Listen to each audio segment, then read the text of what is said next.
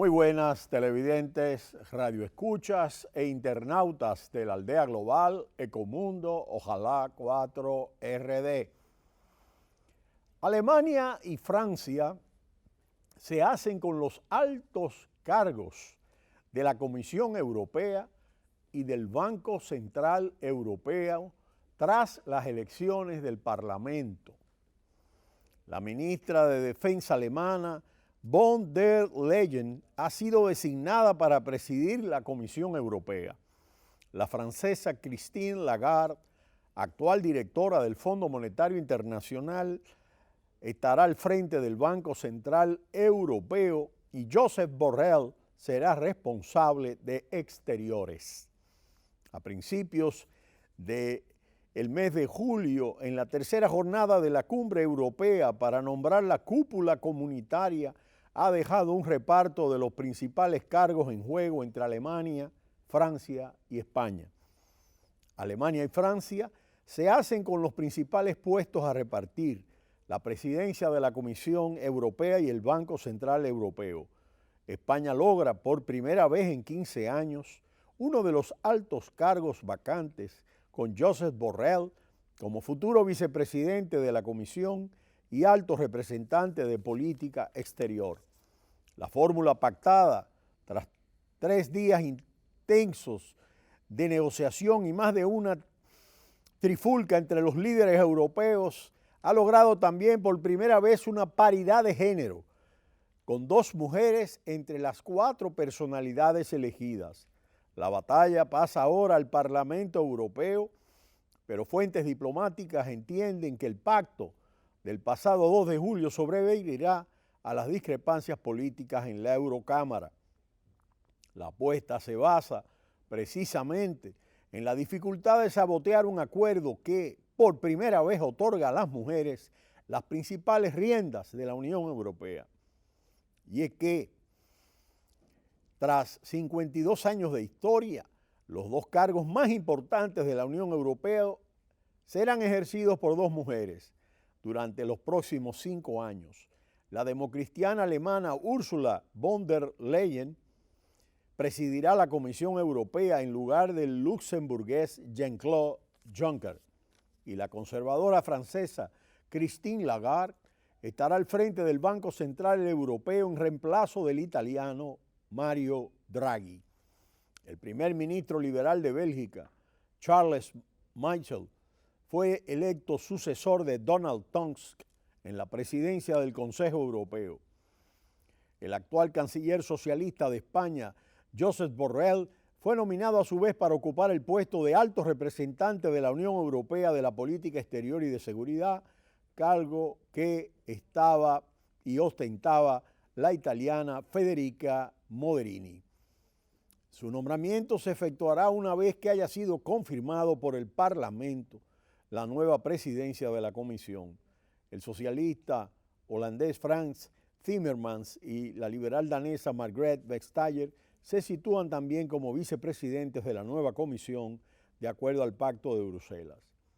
El acuerdo logrado después de días febriles de negociaciones en las cumbres de jefes de Estado y de Gobierno de la Unión Europea en Bruselas marca una evolución sin precedentes en la política del bloque, frecuentemente acusado de machista. Ese giro es el resultado de la fuerte presión ejercida por el presidente francés Emmanuel Macron, la canciller alemana Angela Merkel y la nueva generación de dirigentes de países escandinavos. El consenso marca, por otra parte, una consolidación, pero no una victoria del grupo formado por los partidos conservadores que habían surgido debilitados de las urnas en las últimas elecciones para renovar el Parlamento Europeo. Aunque siguen siendo el grupo más numeroso, perdieron parte de la fuerza que tuvieron tradicionalmente y que les permitió monopolizar los principales cargos de la Unión Europea. Ese bloque, nucleado en el Parlamento bajo la denominación del Partido Popular Europeo, PPE, conserva 182 bancas sobre el total de 751 de la Eurocámara.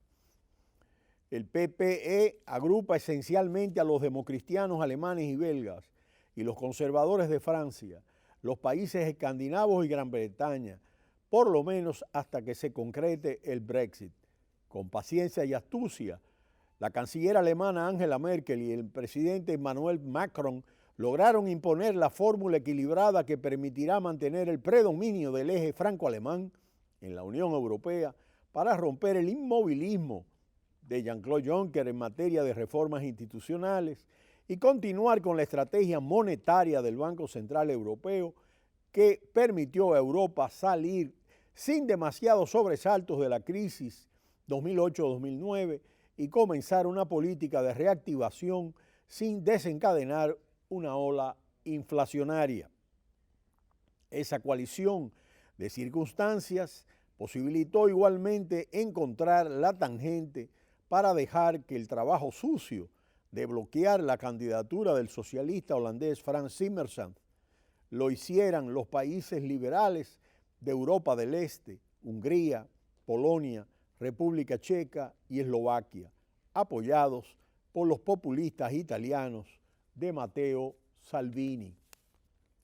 Las designaciones de esos dos alfiles claves que son von der Leyen y Christine Lagarde constituyen además una obra maestra de orfebrería política de acuerdo a analistas y observadores.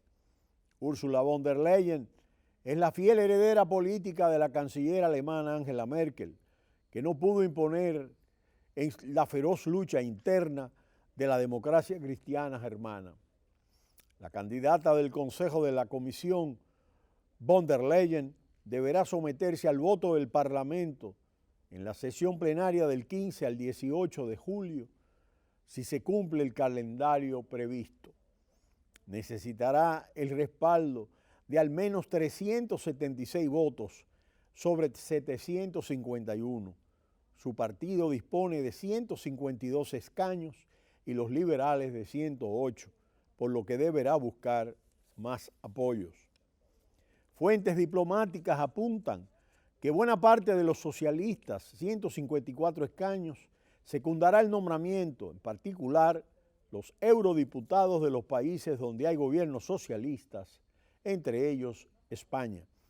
Las mismas fuentes no descartan que parte de los verdes, con 74 escaños, se sumen a la elección de la primera mujer que llegaría a la presidencia de la Comisión Europea. A través de ella, para analistas y observadores, sin embargo, Angela Merkel perpetuará su influencia personal y el peso de Alemania en la Unión Europea después de su retiro.